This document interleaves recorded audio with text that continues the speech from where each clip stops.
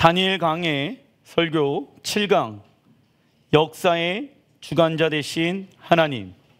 우리가 왜 다니엘서를 공부해야 하는가? 예수님께서 말씀해 주십니다. 마태복음 24장 14절에 이 천국 복음이 모든 민족에게 증언되기 위하여 온 세상에 전파되리니 그제야 끝이 오리라. 예수님께서 15절에 그러므로 너희가 선지자 다니엘이 말한 바 멸망에 가증한 것, 여러분들 멸망에 가증한 것은 적그리스도를 상징하지요. 그런데 거룩한 곳에 선 것을 보거든 이라고 말씀하고 있습니다. 온 땅은 다 주님의 것입니다. 모든 교회는 다 주님의 것입니다. 그러나 시편에 보게 되어지면 하나님께서 영원전부터 당신이 거하시기로 결정한 거룩한 장소가 있다라고 성경은 말씀하고 있습니다. 그 거룩한 곳은 어디일까요? 시온, 예루살렘입니다. 있는 자는 깨달을진저. 그래서 우리는요, 그 다니엘서를 읽으면서 무엇을 알 수 있습니까? 마지막 때에 어떠한 일들이 이 시대 가운데 일어날 것인가, 우리는 깨달을 수가 있게 되어지는 것입니다. 우리는요, 미래에 대해서 두려움 가운데 살아가는 자들이 아닙니다. 왜? 우리의 미래는 이미 하나님께서 다 계획해 놓으셨습니다. 그런데 누가 두려운 인생을 살아갑니까? 하나님의 말씀을 믿지 아니하는 자들은 인생이 두렵기 때문에 돈으로, 세상의 권력으로, 세상의 것으로 그 두려움의 마음을 채우려고 한다는 거예요. 그런데 그 두려움의 마음은 결국 해결할 수가 있습니까? 세상의 것으로는 해결할 수가 없다라는 것입니다. 그래서 우리는 미래에 대한 두려움을 가지고 있지 않습니다. 왜? 미래를 주관하시는 그 하나님께서 미래에 어떠한 일이 일어날 것인가, 이스라엘의 역사와 성경의 말씀을 통해서 우리에게 말씀하시고 계시기 때문입니다. 예수야는 마지막 때에 살고 있는 성도들을 위해 구약의 두 인물인 노아와 다니엘의 삶을 통해 하나님 나라에 들어갈 준비를 하라고 말씀하십니다. 그래서 우리는 다니엘서 1장부터 6장의 말씀을 통해 어떠한 삶을 배웠습니까? 마지막 때 선두주자의 삶을 배워왔다. 다니엘서 1장은요, 우리에게 금식의 삶과 마음의 중심을 하나님의 말씀으로 세우는 삶에 대해서 가르쳐 주고 있습니다. 다니엘서 2장부터 5장까지는요, 세상 리더자들에게 과감하게 하나님의 말씀을 선포하고 예언하고 그 권력을 가지고 있는 세상 리더자들에게 무엇을 꿇지 않는 삶, 무릎을 꿇지 않는 삶. 히브리 언어로 무릎을 꿇다의 단어의 원어의 뜻이 뭔지 아십니까? 우리는 무릎을 꿇게 되어졌을 때 굴복되어지다라고 생각하는데, 히브리 원어에 보게 되어지면 무릎을 꿇다, 바라크, 그것이 복이다. 무릎을 꿇는 것이 하나님의 입장에서는 무엇이다? 복이다.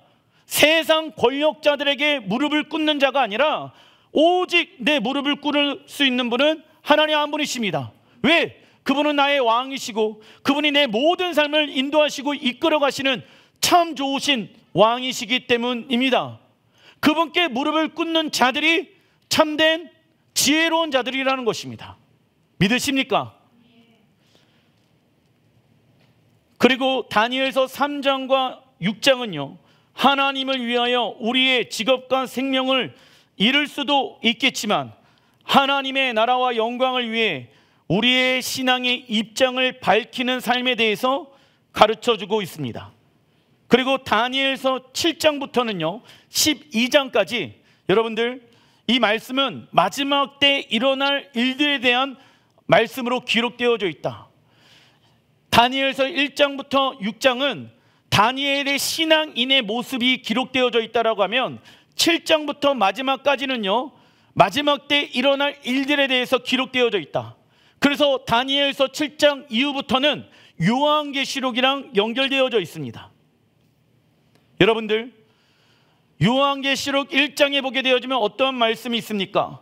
이는 예수에 대한 계시니라. 마지막 때 우리는 그 예수님이 어떠한 분인지, 예수님께서 이 땅을 향한 계획함이 무엇인지를 알기 위해서는 요한계시록을 읽어야 한다. 그러나 마귀 사단은요, 잘못된 해석으로 인해서 이 시대의 교회의 성도들이 요한계시록, 다니엘 이러한 말씀들을 읽지 않게끔 만들어 놨다라는 거예요. 야, 함부로 읽으면 안 돼. 여러분들, 함부로 읽으면 안 되는 책이라고 하면 하나님이 우리에게 허락을 하셨겠습니까? 하지 않았겠습니까? 우선 읽는 거예요. 읽고 하나님, 내가 지혜와 계시의 영이신 성령을 통해서 이 말씀이 깨달아 알게 하여 주십시오. 내가 지금 눈이 가려져 있지만 하나님 계속 읽다 보면은 이 말씀을 통하여 우리는 무엇을 볼 수 있습니까? 세상을 분별할 수가 있게 되어지고, 그리고 또 하나님의 나라를 볼 수가 있게 되어진다라는 것입니다. 다니엘서 7장 이후부터 마지막 때 일어날 하나님의 나라와 적그리스도의 나라가 충돌하는 갈등에 대해서 성경은 기록되어져 있습니다. 이 말씀의 결론은 당연히 하나님의 나라가 적그리스도의 나라를 무너뜨리고 승리하게 됩니다. 그러나 문제는 무엇이냐면, 마지막 때에 살고 있는 성도와 교회가 예수와께서 오시기 전까지 하나님께 순종할 것인가, 아니면 적그리스도에게 복종할 것인가를 선택할 때가 온다는 것입니다. 이게 문제예요. 그런데 어떤 사람은 고민도 하지 아니하고 결국은 하나님께서 이 땅에 예수를 보내셔가지고 적그리스도의 나라를 물리치시고 예수 승리 나의 승리가 되어질 것이다 라고 이야기합니다. 예, 예수 승리 나의 승리입니다. 그러나 예수 승리 나의 승리를 경험하기 위해서는 무엇을 해야 됩니까? 영적 전쟁해야 된다. 그래서 요한계시록에 보게 되어지면 하나님께서 주시고자 하는 복을 누가 취하게 되어집니까? 이기는 자. 누가 이기는 자입니까? 단순히 교회 왔다 갔다 하는 사람들? 아니죠. 삶에 있는 현장에서 예수의 이름으로 영적 전쟁하는 자들. 그래야지 무엇을 가질 수가 있게 되어집니까? 영적인 분별력을 가지고 내가 하나님의 말씀을 따를 것인가, 아니면 세상 말을 따를 것인가를 우리는 무엇 해야 합니까? 준비되어야 합니다. 예행 연습, 준비되어지다, 리허설하다. 히브리 언어로 미크라 코데시. 무엇을 하라고 말씀합니까? 리허설하라고. 왜? 결국은 성경에 기록되어져 있는 말씀은 이 땅에 그가 오심으로 인해서 다 성취되어질 것입니다. 그 성취되어질 일들에 대해서 우리는 무엇을 해야 됩니까? 리허설 해야 할지라 믿습니다. 그것을 준비하다라는 거예요. 근데 이게 문제인데, 내가 세상에 의해서 살고 있는 삶이 내 안에 육의 버릇으로 남아있다라고 하면 결국 마지막 때에 오게 되어지는 큰 핍박 또한 우리는 피할 수가 없게 되어질 것이다. 우리는 이때를 위하여 오는 세상, 히브리 언어로 올라마바, 오는 세상은 무엇을 말합니까? 새하늘과 새 땅, 새 예루살렘. 현 세상에서 믿음으로 무엇을 해야 된다? 예행 연습. 히브리 언어로 미크라 코데시. 코데시는 거룩을 예미하죠. 거룩한 예행 연습을 한다. 7년의 환난의 시간을 통과할 것입니다. 그러나 예행 연습을 하지 아니하는 자들은 적그리스도에게 미혹당한다. 1번 다니엘서 7장 1절의 말씀. 바벨론 벨사상 왕 원년에 다니엘이 그의 침상에서 꿈을 꾸며 머릿속으로 환상을 받고 그 꿈을 기록하며 그 일의 대략을 진술하니라. 3절 큰 짐승 넷이 바다에서 나왔는데, 바다는 무엇을 성경에서 상징하냐면 혼돈스러운 세상을 상징합니다. 혼돈스러운 이 세상에서 전쟁이 일어나고 가뭄이 일어나고 여러분들 여러 가지의 자연재해가 일어나게 되어지는 혼돈스러운 이 세상에서 누가 나오게 되어집니까? 큰 짐승 넷이 나오게 되어지는데 그 모양이 각각 다른 모습으로 나오는 환상을 보게 되어집니다.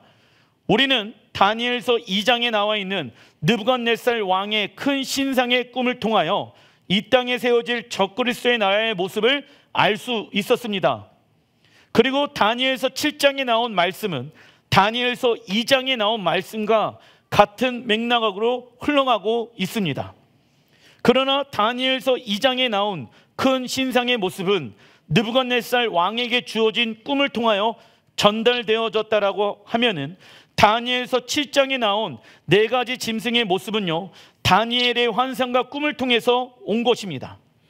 느부갓네살 왕보다 더욱더 구체적인 마지막 때 환상과 계시를 다니엘이 받은 거예요. 그래서 우리는 어떠한 그림을 가지고 있어야 됩니까? 다니엘처럼 마지막 때 이 땅에 완성되어질 하나님 나라의 그림을 가지고 있어야 합니다. 정확한 하나님 나라에 대한 그림을 가지고 있지 않는다라고 하면 하나님의 나라만이 우리에게 참된 소망입니다. 그런데 방향성을 잃어버리게 되어진다는, 정확한 하나님의 나라에 대한 그림을 가지고 있지 않는다라고 하면 그 하나님의 나라로 나아가기 위해서는 우리는 좁은 문 좁은 길밖에는 없다는 것을 믿습니다. 그런데 하나님의 나라에 대한 정확한 그림을 가지고 있지 아니하는 사람들은 결국 느부갓네살도 하나님의 나라에 대한 그림을 가지고 있었지만 그때뿐이었다라는 거예요. 그가 다니엘의 하나님을 찬양하고 예배하지요. 그런데 그때뿐이었다라는 거예요. 여전히 세상의 그림을 가지고 세상에 내가 어떻게 하면 출세하고 세상에 내가 어떻게 하면 성공하고, 여러분들 세상에서 출세하고 성공하지 말라는 얘기가 아닙니다. 그것이 우리의 소망함이 될 수가 없다라는 것을 말씀합니다. 소망의 히브리 원어의 뜻이 무엇인지 아십니까? 티크바, 노끈입니다. 우리의 마음을, 노끈을 어디에다가 묶을 것인가? 우리의 소망함은 무엇이 되어야 하는 것인가? 우리는 결정해야 합니다. 그 4가지 짐승의 모습들이 다니엘서 7장 4절부터 기록되어져 있습니다. 읽어보겠습니다. 첫째는 사자와 같은데 독수리의 날개가 있더니 내가 보는 중에 그 날개를 뽑혔고 또 땅에서 들려서 사람처럼 2발로 서게 함을 받았으며 또 사람의 마음을 받았더라. 또 보니 다니엘이 보게 되어진 첫 번째 짐승의 모습은 날개가 달린 사자의 모습이었다라는 것이죠. 예레미야 49장 19절의 말씀을 보게 되어지면 요르단 수풀에서 올라온 사자에 대해서 언급을 하고 있기 때문에 이 날개 달린 사자는 누구를 상징합니까? 바벨론 느부갓네살 왕을 상징하며 다니엘서 2장에 나온 큰 신상의 무엇에 해당되어집니까? 머리에 해당되어진다. 정리하겠습니다. 다니엘서 2장에 보게 되어지면은 그 느부갓네살 왕이 꿈을 꾸게 되어지는데 큰 신상에 대한 꿈을 꾸게 되어집니다. 그런데 다니엘 7장에서도 다니엘이 환상을 보게 되어지는데 이 날개가 달린 사자가 큰 신상의 머리를 상징하는 누구를 말하고 있는 것입니까? 바벨론 왕 느부갓네살 왕을 얘기하고 있는 것이다. 그래서 다니엘서 2장에 나와 있는 말씀과 다니엘서 7장에 나와 있는 말씀은 같은 맥락 안에 있다는 것을 여러분들이 아시고 계십시오. 작은 1번 다니엘서 7장 5절 읽어보겠습니다. 다른 짐승 곧 둘째는 곰과 같은데 그것이 몸 한쪽을 들었고 그 입에 이 사이에는 새 갈빗대가 물렸는데 그것에게 말하는 자들이 있어 이르기를 일어나서 많은 고기를 먹으라 하였더라. 다니엘이 보게 되어진 두 번째 짐승 적어놔 주십시오. 몸 한편을 들은 곰입니다. 몸의 한편을 곰이 들고 있다 라는 것은 다니엘서 2장에 나와 있는 메대와 바사 제국, 메대와 바사 제국이 연합하여서 무슨 제국을 만들게 되어집니까? 페르시아 제국을 만들게 되어집니다. 그런데 바사 제국의 고레스 왕이 메대 제국의 다리오 왕보다 더욱더 강하였기 때문에 몸 한편을 들은 곰이라고 표현하고 있는 것입니다. 참고로 여러분들, 이스라엘 백성들이 바벨론에 끌려가고 이 바벨론이 메대와 바사를 통해서 무너지게 되어지죠. 페르시아 나라를 통해 무너지게 되어지죠. 그리고 누구 왕을 통하여서 다시 포로로 끌려왔던 이스라엘 백성들이 예루살렘으로 돌아옵니까? 고레스 왕이죠. 고레스 왕. 그리고 새 갈빗대라는 이 표현은요, 바벨론 백성들과 메대 백성들과 바사 백성들을 합하여 하나의 단일 영역으로 축소한 표현이다. 작은이번 다니엘서 7장 6절의 말씀 읽어보겠습니다. 그 후에 내가 또 본즉 다른 짐승 곧 표범과 같은 것이 있는데 그 등에는 새의 날개 넷이 있고 그 짐승에게 또 머리 넷이 있으며 권세를 받았더라. 다니엘이 보게 되어진 세 번째 짐승은요, 네 머리를 가진 표범, 네 개의 머리를 가진 표범을 보게 되어집니다. 이는 다니엘서 2장에 나와 있는 메대와 바사 제국이 무너지게 되어지고 세워진 어떠한 나라를 의미합니까? 헬라 제국의 왕 알렉산드로 대왕을 상징한다. 알렉산더 대왕이 죽고 난 이후 헬라 제국은 크게 네 가지의 왕조로 나뉘어서 통치되어집니다. 카산드로스, 리스마쿠스, 셀유쿠스, 폴로마이오스. 제가 왜 이러한 부분들에 대해서 여러분들에게 정확하게 말씀을 드리냐면, 여러분들, 역사는 하나님이 이끌어 가십니다. 단순히 역사에 기록되어져 있는 이 모든 기록되어져 있는 말씀들은요, 하나님에 의해 움직이고 있다라는 거예요. 그 시작은 이스라엘 백성들이 하나님의 말씀에 불순종하여서 바벨론에 의해 심판받고 하나님의 징계 가운데 있지만은 소망이 없어 보이는 이러한 환경 가운데 하나님이 우리를 여기까지 인도하셨고 앞으로도 인도하시는 분이십니다. 소망함이 보이지 않지요. 그런데 이 이스라엘 백성들이 몇 년 동안 이방 나라에게 다스림을 받게 되어집니까? 70년 동안. 우리의 고난과 우리의 고통의 시간들은 정해져 있다라는 거예요. 이 땅에서의 시간들은 정해져 있다라는 거예요. 어떤 사람이 저한테 이러한 얘기를 합니다. 목사님, 저의 광야의 시간은 언제 끝납니까? 하나님의 나라에 들어가야지 우리의 광야의 시간은 끝난다라는 거예요. 광야에서 우리가 왜 훈련합니까? 하나님 나라에 들어가 그대로 살기 위함입니다. 이스라엘 1세대 백성들이 출애굽하게 되어지고 난 이후에 애굽에서 아무리 하더라도 하나님의 은혜와 자비와 긍휼을 베푸시더라도 그들이 하나님의 말씀에 훈련을 하려고 합니까? 안 합니까? 안 해요. 훈련되어지지 않은 상태에서 약속의 땅에 들어가게 되어지면 결국은 그 약속의 땅에 있는 가나안의 7 족속에 의해 죽을 것을 하나님이 알고 계셨다라는 거예요. 약속의 땅을 정복할 수 있는 유일한 방법은 무엇이다? 좌로나 우로나 흔들리지 아니하고 주 야로 여호와의 말씀을 묵상하고 우리는 하나님의 입으로부터 나오게 되어지는 그 성령의 검을 가지고 말씀의 검을 가지고 싸워야 할지라 믿습니다. 그래야지 훈련되어야지 이 땅에 완성되어질 하나님의 나라에서도 그렇게 동일하게 살아갈 수가 있는 것입니다. 작은 3번 다니엘서 7장 7절의 말씀 같이 한번 읽어보겠습니다. 내가 밤 환상 가운데 그 다음에 본 네 번째 짐승은 무섭고 놀라우며 또 매우 강하며 또 새로 된 큰 이가 있어서 먹고 부서뜨리고 그 나머지를 발로 밟았으며 네 번째 짐승은 적어놔 주십시오. 철 이빨을 가진 짐승입니다. 이 네 번째 짐승이 마지막 때 세워질 어떠한 나라를 예표합니까? 적그리스도의 나라.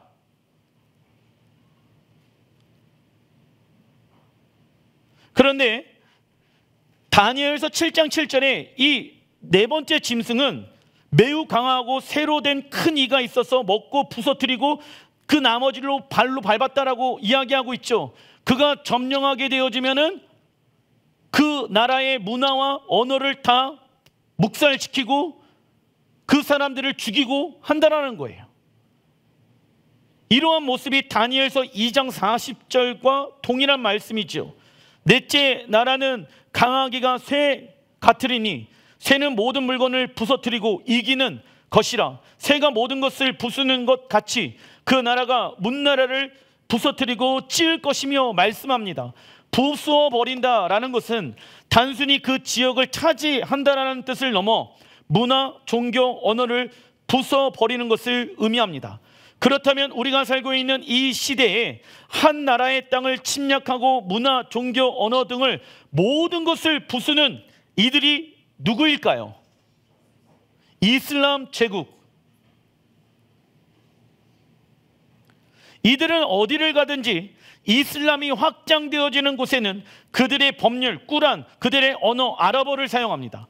그 나라의 언어가 있는데도 불구하고 아랍어로 꾸란이 기록되어져 있기 때문에 반드시 무슬림들은 아랍어를 배웁니다.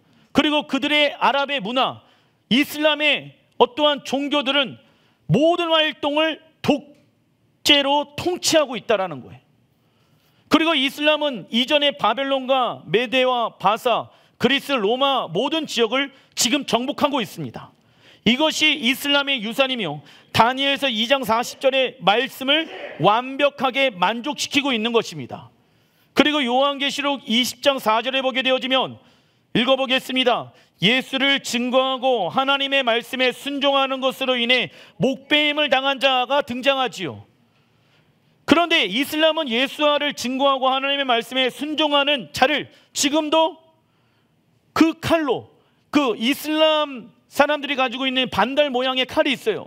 그 칼로 지금도 목을 베고 있다는 거예요. 전 세계에 빠르게 성장하고 있는 종교가 이슬람이며 그들은 꾸란에 어떠한 말씀이 기록되어져 있습니까?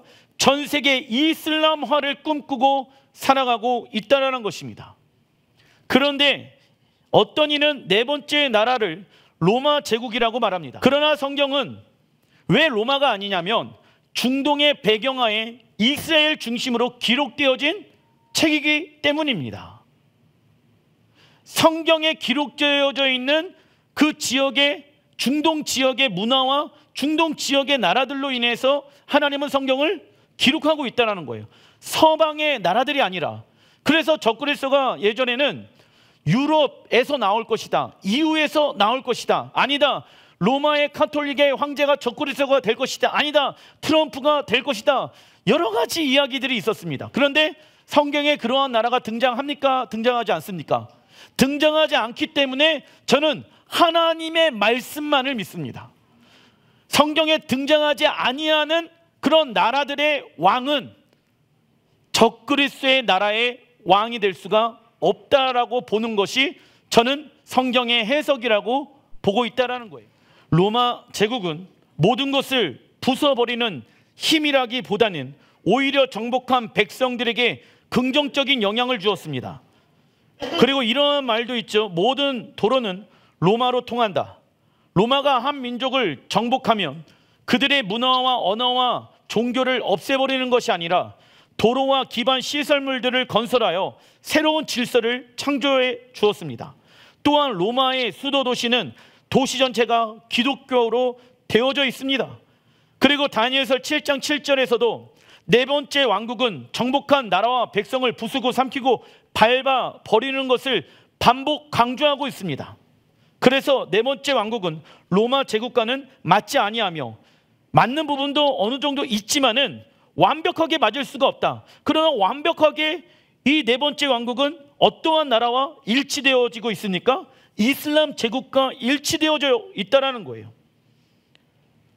즉 마지막 때의 적그리스도의 나라로 세워질 나라가 이슬람 국가의 가능성이 매우 높다. 그리고 전 세계에 24,000여 미전도 종족이 있습니다. 그리고 2000년도에는 복음을 듣지 못한 7,000여 미전도 종족이 남았지요. 2010년도에는 천여 미전도 종족이 남았으며 2020년도에는 500 미전도 종족이 남아 있습니다. 성경에 부합되어지는 적그리스도의 나라가 새롭게 세워지기에는 지금 무엇이 얼마 남지 않았다? 시간이 얼마 남지 않았기 때문에 우리는 이슬람 국가를 위해 중보기도해야 하고 예수와의 십자가로 그들을 사랑하고 그들에게 복된 구원의 소식을 전해야 될지라 믿습니다. 왜냐하면 500여 미전도 종족 남은 숫자들이 다 지금 어디에 분포되어져 있습니까? 이슬람 국가에 분포되어져 있기 때문에. 여러분들, 어떤 사람은 또 이슬람 국가 우리의 원수다라고 생각하는데 아닙니다. 우리는 그 이슬람의 영혼들을 어떻게 됩니까? 사랑하고 그들에게 십자가의 사랑을 전해줘야 할지라 믿습니다. 왜냐? 그들도 구원받아야 될 하나님의 백성들이기 때문입니다. 그렇다면 왜 이슬람 국가가 네 번째 짐승인지 좀 더 구체적으로 다니엘서를 통해서 알아보겠습니다. 다니엘서 7장 7절, 이 짐승은 전의 모든 짐승과 다르고 또 10뿔이 있더라. 이 네 번째 짐승은 10개의 뿔이 있다. 그래서 여러분들, 이슬람 국가가 어떻게 되어집니까? 국가들끼리 10개의 리더십에 의해 연합되어질 것이다. 그런데 예전에는 이 뿔을 뭐라고 생각했다? EU, 유럽 연합 국가, 10개의 국가라고 이야기를 했었어. 그런데 그것은 성경에 기록되어져 있다? 기록되어져 있지 않다? 기록되어져 있지 않다.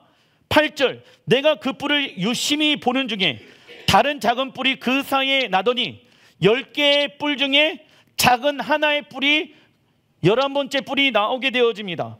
첫 번째 뿔 중에 셋이 그 앞에서 뿌리까지 뽑혔으며 이 작은 뿔이 갑자기 성장해서 3개의 뿔을 뽑아버립니다. 이 작은 뿔에는 사람의 눈 같은 눈들이 있고 또 입에 있어 큰 말을 하였더라. 무엇을 말하냐면 앞에 3가지의 나라들은 3가지의 짐승의 모습을 가지고 있잖아요. 그런데 네 번째 짐승은 짐승의 모습이 아니라 무엇이다? 사람의 모습을 가지고 있다라는 거예요. 그렇다고 하면은 작은 뿔은 누구를 상징한다? 적그리스도를 상징한다. 그런데 큰 말을 하죠? 큰 말은 무엇을 말합니까? 내 말이 맞아. 호응장담을 하는 거야. 그래서 10개의 무슬림 국가를 통치하고 다스리는 적그리스도가 세워지게 되어지는데, 여러분들, 적그리스도는 마지막 때 어떠한 행위를 할까요? 정치인의 모습을, 행동을 하게 되어질 것이다. 그리고 적그리스도와 함께 누가 일어납니까? 음녀가 일어나잖아요. 음녀는 종교의 영을 통해서 일하게 되어질 것이다. 그래서 정치와 종교가 하나가 되어지는 일들이 있게 될 것입니다. 네 번째, 짐승으로부터 10뿔이 자라나게 되어집니다. 이 10뿔은 다니엘서 2장에 나온 10발가락을 상징하지요. 그래서 10뿔은 앞으로 세워질 적그리스도의 나라를 구성하는 이슬람 제국이 될 것이다. 그런데 10뿔로부터 작은 뿔이 나오게 되어지는데 이 뿔은 다른 3뿔을 뽑아버리고 나머지 7뿔을 완전히 장악해 버립니다. 이 뿔은 누구를 상징한다? 적그리스도. 이 작은 뿔은 다니엘서 7장에 무려 4번이나 언급하고 있기 때문에 이 부분을 간과해서는 안 됩니다. 그래서 여러분들, 사단의 나라는요 무엇입니까? 분열하고 싸우고 미워하고 서로 조종하는 거예요. 야, 우리 연합하자, 우리의 힘을 모으자. 그래서 누구를 공격합니까? 이스라엘을 공격하게 될 거예요. 이슬람 세력들이 일어나서 누구를 공격합니까? 이스라엘 백성들을 공격하게 되어질 것이다. 그래서 그 이스라엘 무기토에서 일어나게 되어질 전쟁의 이름은 아마겟돈 전쟁이 되어진다. 이 적그리스도, 작은 뿔이 앞으로 세워질 예루살렘 성전의 제사를 없애며 불법의 사람인 적그리스도로 세워질 것입니다. 불법이란 무엇을 말합니까? 하나님의 말씀과 반대로 살아가는 것. 그래서 다음 주에 보게 되어지면 무엇을 폐합니까? 여호와의 절기와 여호와의 법을 폐할 것입니다. 적그리스도는 정치인의 모습으로 나타나 호언장담하며 열방 가운데 두려움과 거짓 약속들을 하게 될 것이다. 요한계시록 13장 1절의 말씀, 내가 보니 바다에서 한 짐승이 나오죠. 이 바다는 혼돈스러운 세상을 얘기한다. 뿔이 열이요 머리가 7이라. 왜 머리가 7입니까? 아까 작은 뿔이 일어나갖고 새 뿔을 없애버렸잖아. 그 뿔에는 10왕관이 있고 그 머리들에는 신성 모독하는 이름들이 있더라. 하나님의 이름을 욕되게 하는 자들이 있다라고 이야기하고 있죠. 2절, 내가 본 짐승은 표범과 비슷하고 그 발은 곰의 발과 같고 그 입은 사자의 입 같은데 누가 나옵니까? 용이 나오잖아. 용이 자기의 능력과 보좌와 큰 권세를 그에게 주었더라. 용은 창세기에 보게 되어지면 누구로 등장합니까? 뱀, 마귀 사단으로 등장하잖아. 그래서 이 뱀이 사람의 모습으로 오게 되어지는데 적그리스도가 큰 능력과 큰 권세를 가지고 있다. 하나님은 적그리스도에게 열방을 통치하고 다스릴 큰 권세를 허락하십니다. 하나님께서 그에게 큰 권세를 허락하신 이유가 있지요. 성도와 교회가 하나님을 선택할 것인가 아니면 죄악을 선택할 것인가에 대한 결정권을 주신 것입니다. 하나님은 누구를 믿고 있습니까? 하나님의 자녀들인 우리를 믿고 있습니다. 그래서 그 모든 것을 선택할 수 있는 무엇을 예수와의 십자가를 통해서 회복시켜 주셨습니까? 자유의지. 그래서 우리는 예수와의 십자가를 통해 회복되어진 그 자유의지를 다시금 하나님께 내어드리는 무엇을 해야 된다? 훈련을 해야 된다. 왜냐? 진리가 너희를 자유케 하리라. 하나님은요, 우리를 로봇처럼 조종하길 원치 아니하십니다. 우리가 자발적으로, 우리가 갈망함의 마음으로, 우리가 순수하게 나 주님을 따라가길 원합니다. 나는 주님의 것입니다. 주님이 나에게 모든 것을 주셨던 것처럼 나 또한 나의 모든 것을 다 주님께 내어드립니다. 나의 삶은 주님의 것입니다. 하나님은 우리를 강압적으로 이끌어가길 원치 아니하십니다. 왜? 함께 동행하고 함께 걷길 원하신다. 그래서 우리는 이러한 훈련을 마지막 때가 오기 전에 해야 된다는 거예요. 왜? 마지막 때가 오게 되어지면 결국 하나님의 말씀을 따라갈 것인가, 세상을 다스리고 있는 적그리스도의 말을 따라갈 것인가. 세상의 말에 의해 아직도 살아가는 자들은 너무나도 자연스럽게 세상의 말을 따라갈 것입니다. 왜? 적그리스도는 우리에게 나쁜 것을 줄까요? 좋은 것을 줄까요? 육이 보기에 좋은 것을 줄 겁니다. 결과론적으로 육의 것은 우리에게 있어서 나쁜 것이지만 육의 사람들은요, 결국 누구의 말을 따라갑니까? 적그리스도의 말을 따라가게 될 것입니다. 왜? 하나님이 그에게 무슨 권세를 주셨다? 큰 권세와 큰 능력을 주셨다라는 거예요. 그렇다고 하면 어떠한 사람은 저한테 이렇게 물어봅니다. 왜 하나님이 적그리스도에게 큰 권세와 능력을 주셨습니까?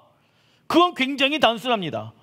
첫 번째, 그 모든 것을 통치하고 다스리시는 분은 누구이시기 때문에 하나님이십니다. 두 번째, 우리에게는 그 적그리스도가 가지고 있는 큰 권세와 능력보다 가장 위대한 이름 예수의 이름을 허락하셨습니다.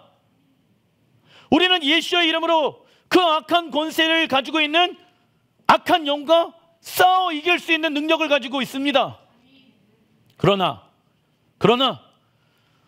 타협하면서 세상과 타협의 영 가운데 있는 사람들은 결국 세상 가운데 하나님의 어떠한 일을 하시고자 하는 영적인 분별력을 잃어버리게 되어진다. 영적 분별력은요, 여러분들, 다니엘이 갑자기 생겼겠습니까? 요한계시록을 기록한 사도 요한이 갑자기 영적 분별력이 생겼겠습니까? 영적 분별력은요, 훈련에 의해 생기는 거예요. 마지막 때 갑자기 하나님이 부어주시는 것도 있겠지만 우리가 이 땅에서 그 날이 오기 전에 날마다 하나님, 내가 이 일을 하길 원하는데 분별하기 원합니다. 육체적으로 봤었을 때는 나에게 좋은 것이지만 하나님, 내가 육의 것인가 영의 것인가 분별하기 원합니다. 데살로니가 후서 1장 4절의 말씀, 너희가 견디고 있는 모든 박해와 환난 중에 너희와 인내와 믿음으로 말미암아 하나님의 여러 교회에게 우리가 친히 자랑하노라. 이는 하나님의 공의로운 심판의 표요 너희로 하여금 하나님의 나라에 합당한 자로 여김을 받게 하려 함이라. 그 나라를 위하여 너희가 또한 고난을 받느니라.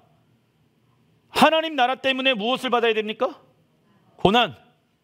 그걸 영광으로 여기시길 주의 이름으로 축원드립니다. 근데 왜 영광으로 여깁니까? 7절에 읽어보겠습니다. 주 예수께서 자기의 능력의 천사들과 함께 하늘로부터 불꽃 가운데 나타나실 때에, 아멘.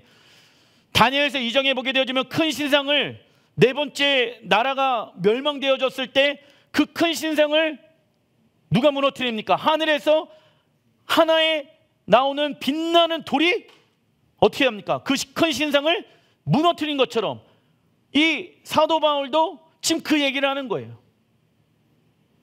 하나님의 나라를 대적하는 그 나라들이 하늘로부터 불꽃 가운데 나타나는 예수를 통해서 멸망당할 것이다. 8절, 하나님을 모르는 자들과 우리 주 예수의 복음을 복종하지 아니하는 자들에게 형벌을 내리시니. 복음의 능력을 믿는 것을 넘어서서 복음에 무엇을 해야 된다? 복종을 해야 된다. 내 생각, 내 자아, 내 뜻이 없습니다. 왜? 하나님의 뜻만이 우리에게 생명이기 때문에. 바울은 예수를 믿음으로 받게 되어지는 박해와 환난 가운데 있는 자들을 자랑하고 있습니다. 이유는 하늘로부터 불꽃이 내려와 이 땅을 정결케 하며 심판장 되신 예수께서 이 땅을 공의와 정의로 심판하시기 위해 오실 것을 믿었기 때문입니다. 그래서 우리는 이 날이 올 때까지 무엇으로 살아가야 됩니까? 인내와 믿음. 인내의 시간 속에서 무엇을 놓치지 말아야 됩니까? 이 땅에 완성되어질 하나님의 나라에 대한 언약, 그림을 놓치지 말아야 된다고. 반드시 이 고난에 무엇이 온다? 끝이 온다. 여러분들, 이 땅에서의 고난의 끝은 반드시 올지라 믿습니다. 그래서 이 땅에 향락과 즐거움과 기쁨을 위해 살아가는 자가 아니라 영원한 기쁨과 즐거움이 있는 하나님의 나라에서 누릴 그때를 위해 우리는 살아간다. 왜냐? 세상의 향락과 세상의 즐거움은 하나님이 우리에게 주시고자 하는 기쁨과 즐거움과 비교할 수 있습니까? 없습니까? 없기 때문입니다. 그러나 하나님 나라의 꿈을 가진 자들은 그 꿈으로 인해서 무엇을 받습니까? 큰 미움과 고통을 받게 되어진다. 우리가 이 땅에서 머무는 동안 고난을 피할 수 없겠지만 하나님은 그 고난의 가운데서도 피할 길을 내시는 좋으신 분이십니다. 그래서 우리는 하나님의 나라에 들어갈 때까지 하나님의 말씀과 성령을 통하여 끊임없이 훈련 받아야 한다. 하지만 어떤 이는 한 번 제사함 받고 구원받으면 모든 것이 끝난다라고 착각하여 너무 쉽게 세상과 무엇한다? 타협하게 되어진다. 그 결과 무엇을 잃어버립니까? 거룩한 속성을 잃어버리게 되어지며 세상 사람들과 별반 다른 것 없이 어떠한 삶을 살아간다? 평범한. 로마서 9장 17절 읽어보겠습니다. 성경이 바로에게 이르시되 내가 이 일을 위하여 너를 세웠으니 곧 너로 말미암아 내 능력을 보이고 내 이름이 온 땅에 전파되게 하려 함이라 하셨으니 권세는 하나님으로부터 나지 않음이 없나니 모든 권세는 다 하나님께서 정하신 바라. 하나님께서 적그리스도와 그의 나라가 세워지도록 허락하신 이유는 모든 권세는 다 누구에게 정하신 것입니까? 하나님께서 정하신 것이기 때문입니다. 하나님은 자신의 지혜로 세우신 무엇에 의해 일하고 계십니까? 여호와의 시간표, 히브리 언어로 모에드, 절기, 월삭, 샤밧. 이것은 유대인들의 절기, 유대인들의 월삭, 유대인들의 샤밧이 아닙니다. 누구의 절기입니까? 여호와의 절기. 절기의 히브리 언어 모에드, 그것은 여호와의 시간표. 하나님은 우리를 당신의 시간표 안으로 초청하고 계신다. 그래서 하나님은 매달 우리를 향한 계획을 해 놓으셨으며 그 계획 안으로 우리를 초청하신다. 우리는 하나님께서 정하신 질서를 따를 것인가? 아니면 세상의 질서를 따를 것인가? 세상의 질서를 따른다라고 하면 우리의 모든 것은 정렬되어지지 않게 될 것입니다. 다니엘서 7장 13절, 적그리스도가 이 땅 가운데 오게 되어져서 열방을 통치하고 다스리게 되어지고 많은 사람들이 순교당하게 되어지는 그때 다니엘이 무엇을 집중합니까? 읽어보겠습니다. 내가 또 밤 환상 중에 보니 인자 같은 이가 하늘 구름을 타고 와서 옛적부터 항상 계신 이에게 나아가 그 앞으로 인도되매 그에게 권세와 영광과 나라를 주고 모든 백성과 나라들과 다른 언어를 말하는 모든 자들이 그를 섬기게 하였으니 그의 권세는 소멸되지 아니하는 영원한 권세요 그의 나라는 멸망하지 아니할 것이니라. 아멘. 누구에게 집중합니까? 이 땅 가운데 왕으로 오실 예수님께. 목사님, 실제로 우리가 살아있는 동안 이 큰 환란이 오게 되어질 때가 올 수도 있다. 그때 우리는 무엇에 집중해야 됩니까? 하나님의 예수와의 아름다운 성품에 집중해야 돼요. 그분은 뭐라고 얘기합니까? 그의 권세는 소멸되어지지 아니하는 영원한 권세예요. 그의 나라는 멸망하지 아니할 것입니다. 그분이 어떠한 분으로 오십니까? 인자 같은 이가 하늘 구름을 타고 옛적부터 항상 계신 분이십니다. 그는 영원 전부터 이 땅을 통치하고 다스리시는 분이십니다. 그분의 권세와 능력은 영원합니다. 그런데 눈으로 봤었을 때는 지금 환난 가운데 있으니까 적그리스도가 영원할 것처럼 보이잖아요. 그런데 하나님 말씀하시는 거, 거기에 집중하지 말아라. 문제가 일어나게 되어졌을 때 제가 성도님들에게 이야기합니다. 문제에 집중하지 마시고 여호와의 아름다움의 성품을 집중하십시오. 목사님, 여호와의 아름다움의 성품에 집중하다 보니까는 문제 해결이 됩니까? 안 됩니까? 안 되는 것 같아요. 그런데 어떠한 일이 일어나기 시작합니까?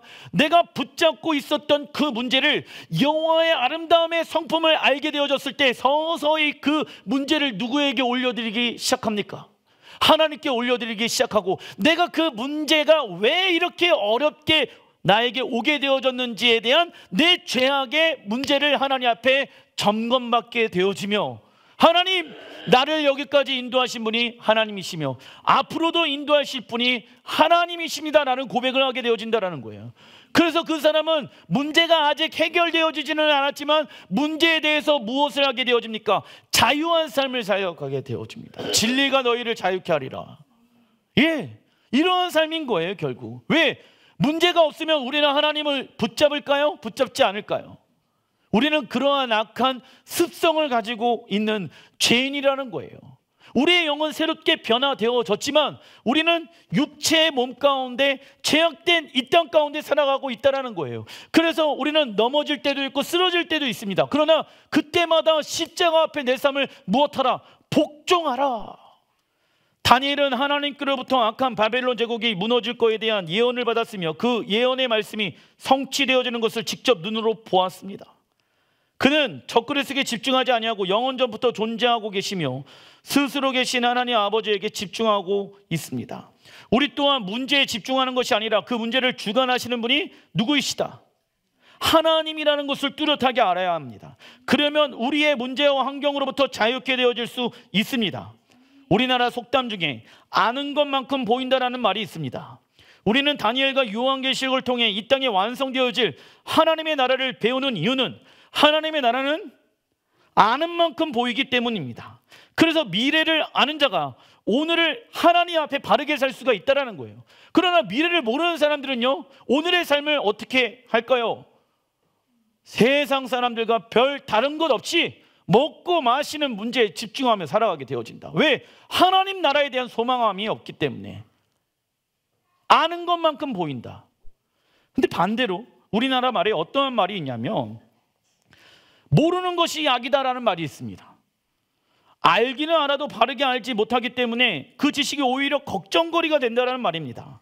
저는 이 시대 교회와 성도들이 이러고 있지 않나. 다니엘서 요한계시록 읽지 않고 모르는 게 악이다 라고 하면서, 우리가 배운 하나님의 말씀과 나라를 삶 가운데 적용하지 않는다라고 하면 우리는 여전히 이 세상의 걱정과 근심과 염려 가운데 살아가게 될 것입니다. 기도하겠습니다.